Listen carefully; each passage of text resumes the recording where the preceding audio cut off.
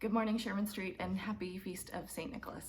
This morning I'm going to read you a story about St. Nicholas. He was the Bishop of Myrna, which is in Greece, in the 1200s, so that's like 800 years ago. So here's a story about him. It's called The Secret Gift Bringer, and I'll do my best to show you the pictures. I only have a printout, so they're not the greatest.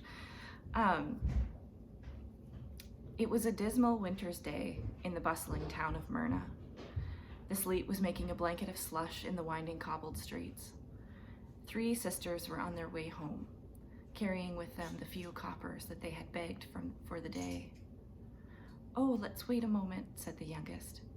"Here comes a wedding procession. I do want to see what the bride is wearing."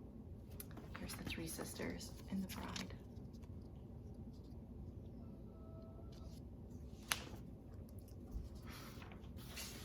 "Her dress is lovely," sighed the second, "and yet I would be glad to be married in these old rags." "But it will never be," said the eldest, wiping away her tear, "for father has told us that he has no money to pay for a dowry." "Does that really mean that no family will want their son to marry one of us?" said the youngest. "It certainly does," said the middle sister grimly. "The only thing we have left is to sell ourselves," added the eldest bitterly.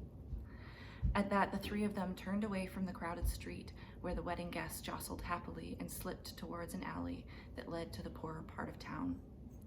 The Bishop of Myrna was among the crowd, and he smiled as the girls passed by him. Here's the Bishop of Myrna. That's St. Nicholas. "Do you think you will be getting married soon?" he asked them in a kindly way. The girls shook their head. "Father has no money to pay for a dowry," they explained. The bishop's face clouded over with sadness, and he stood watching the girls as they made their way back home. The house they entered was a poor, single-storied shack. They kept the shutters closed in the wintry weather, for there was nothing in the windows to prevent the cold wind from whistling through. From the chimney spiraled a thin curl of smoke from the turf fire that they had kept burning slowly through the day. "My feet are wet through," shivered the youngest sister as she kicked off her shoes by the hearth. "And mine are so cold," said the middle sister. "But we can leave our shoes by the hearth and hang our stockings from the hooks that hold the fire irons," sighed the eldest. "At least we may start tomorrow a little warmer than we end today." So they made themselves a little more comfortable in the dim light of the fire, waiting until their father returned. He was angry and dejected from another day in which he had found no work. Together they ate their supper of bread and soup, hardly daring to think of the misery the next day might bring. As the fire slipped lower, they went to bed. Meanwhile, the bishop had gone to join the wedding guests at the feast. His mind was still on the plight of the 3 sisters. "Oh dear," he thought to himself, "poor girls who cannot afford to be married are often lured into the worst jobs."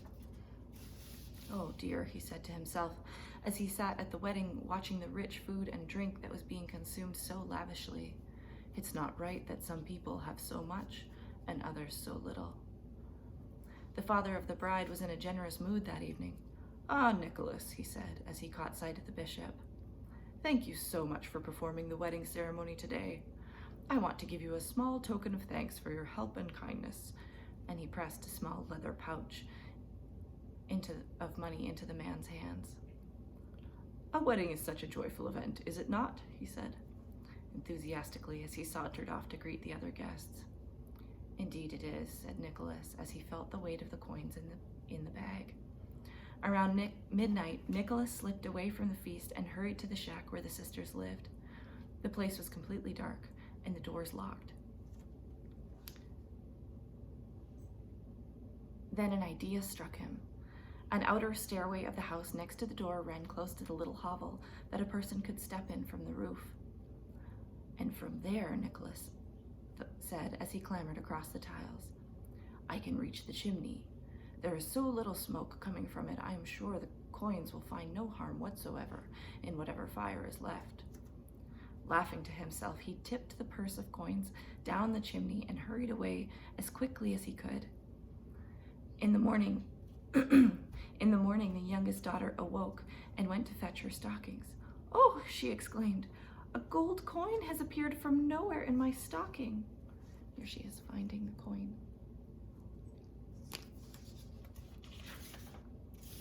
The middle sister came to see.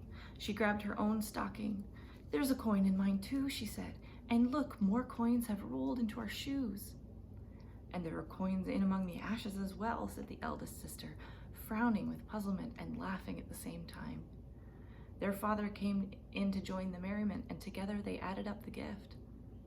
"Well, I'm sure we'll have no trouble talking to some of my old friends about who might make lovely brides for their sons," he smiled.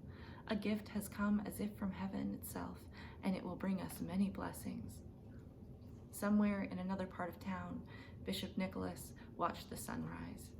He laughed as he thought of the delight that would be in the house where the three sisters lived. "I hope the family is happier now," he said, "for my gift was given in love, and I hope that the love will spread far and wide."